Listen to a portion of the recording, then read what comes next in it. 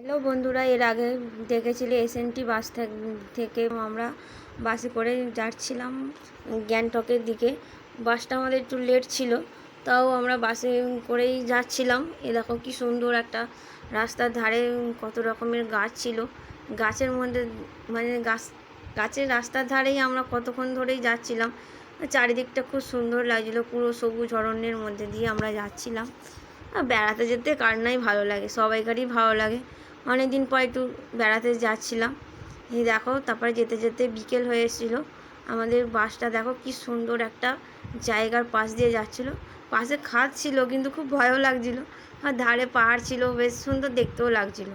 আর পাহাড়গুলোর কালারগুলো দেখো, মাঝে মাঝে ধসও নেমেছিল, কিন্তু আমরা ভালোভাবেই পৌঁছে গিয়েছিলাম।